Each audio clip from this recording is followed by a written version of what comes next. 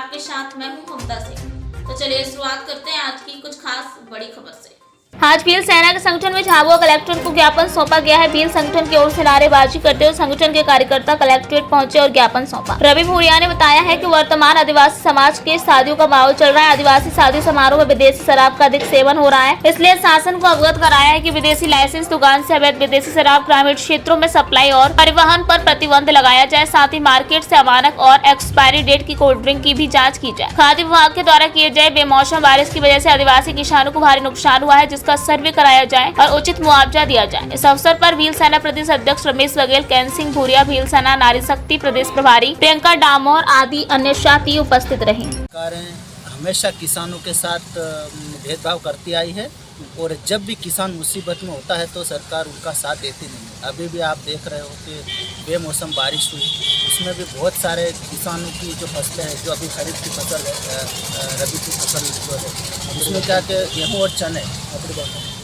गेहूँ उनका बहुत नुकसान हुआ है। बेमौसम ओले और बारिश ये भी हुई है तो बहुत सारों का नुकसान। संगठन जिला अध्यक्ष झाबुआ आज हूँ कलेक्टर कार्यालय में ज्ञापन आलवाया से जैसे विदेशी दारूना बाराમાં વિદેશી દારૂ ઠેકાથી ગાડીઓ ભરીને ગામડામાં સપ્લાય કરી રહ્યા છે તેના બારામાં અને ગામડામાં જેસે ત્યાં ઠેકા પરથી હું વેચવાનો અધિકાર છે, એક બોટલ વેચી શકે તેનાથી મતલબ નિયમને નહીં આવે એની રીતે ત્યાં વેચી રહ્યા ગામડામાં પેટીઓ ભરીને ગાડીઓ જાય દારૂ અને સપ્લાય કરી રહ્યા। ત્યાં આપણા આદિવાસી સમાજમાં જैसे ભીલ સમાજમાં હમણાં શાદીનો સિઝન છે ત્યાં अधिकથી अधिक दारू पीने आदिवासी कोई भी समाज भील हो मतलब भील समाज में व्यक्ति शादी साली रहती माँ।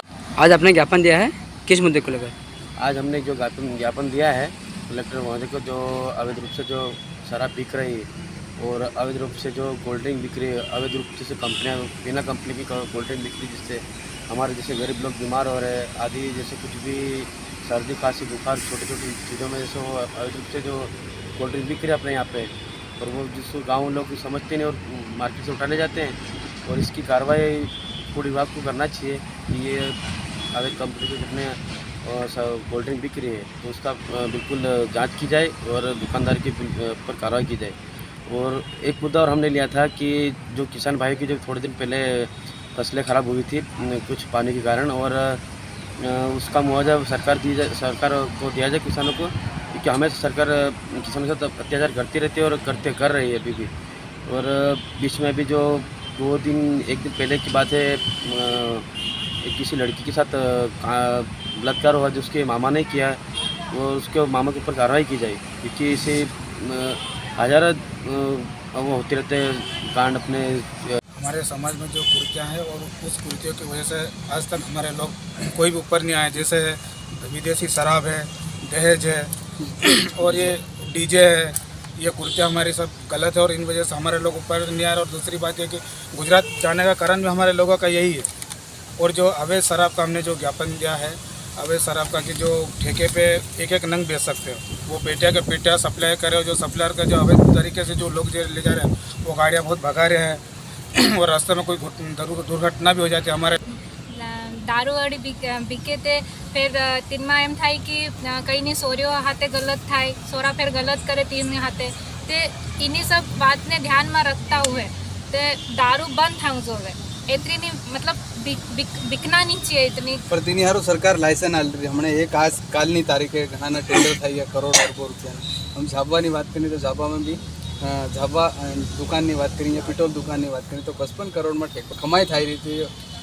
जो आपने पूछा वो भी ठीक है, लेकिन अगर ऐसी कमाई हो रही है, ठेके बन रहे हैं और ठेकों पे अगर दारू बिक रही है तो वो लिमिट में बिकना चाहिए ना। ऐसा नहीं कि आदिवासी जो हैं उनको आप फ्री मतलब कम दामों में दे रहे हो, या फिर गाड़ी सिर्फ आदिवासी अंचलों में ही क्यों जाती है भाई, बाजार में क्यों नहीं जाती है सब चीज़ें। बाजार वाले तो ये सब नहीं होते, सबसे ज़्यादा कौन बिगड़ता है, आदिवासी लोग बिगड़ते हैं। वहाँ पर अगर ये सब होगा तो वहाँ की लड़कियाँ भी सुरक्षित नहीं रहेगी, वहाँ की महिलाएं भी सुरक्षित नहीं रहेगी। और अगर सब दारू में ही पैसा खर्च कर देंगे तो फिर जैसे कि गरीबी तो बढ़ती जाएगी ना, गरीबी थोड़ी ना सुधरेगी। तो मैं लोगों से यही कहना चाहूँगी कि जितना हो सके आप दारू को कम करिए या बंद करिए।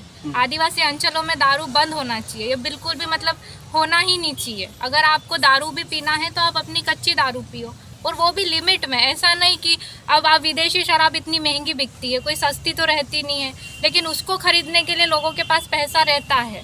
तो मैं ये कहना चाहती हूँ कि अगर उन पैसों को आप बचाते हो, दारू के पैसों को, दारू नहीं खरीदते हो, अगर दारू के पैसों को बचाते हो तो आप उससे बहुत कुछ कर सकते हो घर में। आपका घर सुधर सकता है, आपके बच्चे पढ़ सकते हैं, आपके बच्चों के साथ गलत नहीं होगा। जैसे अभी एक घटना हुई है जो 8 साल की बच्ची के साथ हुई है, जो कोटड़ा गांव की हुई है।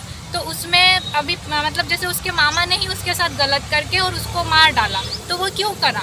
वो दारू की वजह से हुआ। अगर वो दारू नहीं पीता या अगर वो नशे में नहीं रहता तो उसको पता रहता कि ये मेरी भांजी है, तो मैं इसके साथ गलत नहीं करूँ। तो मतलब अगर दारू बंद होती है और दारू पे अगर प्रतिबंध लगता है तो ये सब घटनाएं रुक जाएगी। सबसे ज़्यादा बलात्कार के केस दारू की वजह से ही होते हैं, छोटी छोटी बच्चियों के साथ होता है यौन। वक्त हो गया एक ब्रेक का। ब्रेक के बाद फिर से हाजिर होंगे ऐसी कुछ खास बड़ी खबरों के साथ। तब तक के लिए नमस्कार।